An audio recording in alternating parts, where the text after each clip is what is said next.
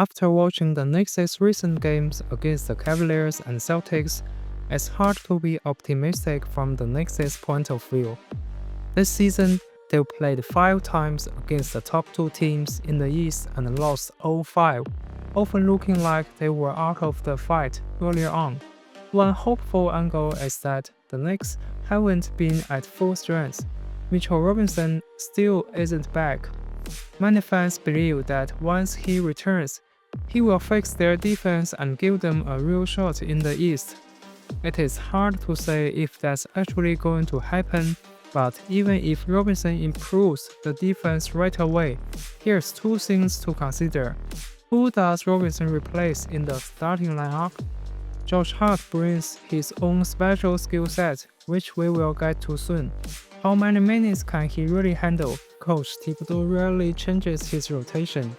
If Robinson doesn't start, he will cut into Karl Anthony Towns' minutes at the 5, and Robinson's injury history could mean inconsistent playing time anyway. The core reason they can't beat Cleveland or Boston is straightforward. They are just not strong enough. They are getting beaten on both ends, offense and defense. Defensively, it's easier to see why. The Knicks are 18th in the defensive efficiency, while the Cavs and the Celtics ranked 1st and 4th in offense. They are already tough to slow down, so the Knicks are in a bad spot from the start. When facing the Cavaliers, it's clear the matchup doesn't favor the Knicks. Their defensive strength is on the wings, but Cleveland's offense relies on guard pick and rolls, which expose the Knicks' weakest area. In the most recent game, the Knicks' pick and roll defense got torched.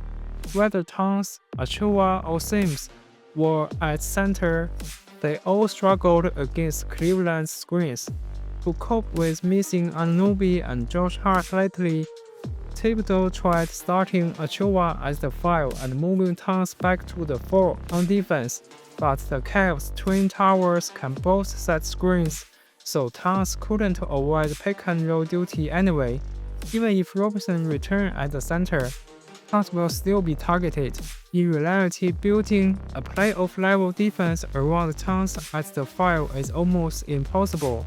The Anunoby, Mikal Bridges, Josh Hart lineup hasn't really solved Towns' fundamental defensive issues. Maybe the Knicks should focus on offense, keeping Towns at the 5 all the time and see if they can outscore opponents. But in the playoffs, they might want a version where Towns is at the 4, which means they need Robinson. Just don't expect that alone to save them. Actually, failing to stop the Cavs was frustrating, but not as frustrating as the Knicks' failing to score. They are 2nd in offensive efficiency overall, so to keep up with the East top 2, they need to stay at that level on offense.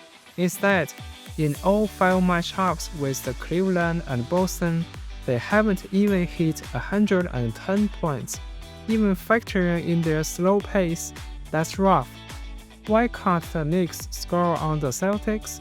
Because Tatum and Porzingis can switch at the 4-5, leaving Towns stuck in a tough 1-on-1 with Tatum while Porzingis helps elsewhere. In their first half, that totally neutralized their main threat. Towns was probably the Knicks' best offensive player in the second half, and Hart matches up against the centers at 20 points, 11 rebounds, 9 assists on 8 of 14 shooting, no 3 taken. That's all happened almost after halftime, helping the Knicks at least make a game.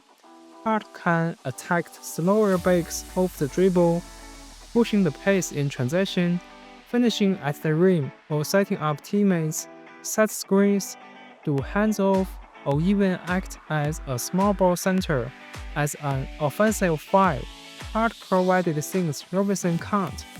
What's more puzzling was the production from their wins in the Celtics game. Mikal Bridges and OG Anunoby had 24 points combined, 1 steal, 0 blocks. State-wise, they did fine on the plays they were involved in, but Boston's offense and defense mostly bypasses them. Facing the Cavs, the offense revolved around guard big pick and rolls, so the wins were out of the loop. The Knicks' wins, who are actually above average creators, still aren't adding enough shot making to help. Maybe they need a true backup point guard. Over the last year, the Knicks have made huge moves to strengthen their forward positions, but against legit contenders, it doesn't seem to pay off like they would hope. Possibly with Bridges and OG on the floor, we don't see their impact the ways we would expect. Without them, teams like the Celtics and Cavs might score at will, leaving Towns in an even worse spot, having to guard both the rim and perimeter. So it's not that Knicks' forward line is useless, but basketball isn't about fixing one part while ignoring everything else. They still need a more cohesive system. Don't even mention the defense. They likely won't change it much.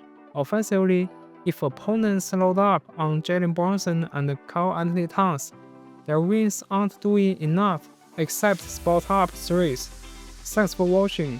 What do you think about whether the Knicks can challenge the top two during the playoffs? Until next time, enjoy the game.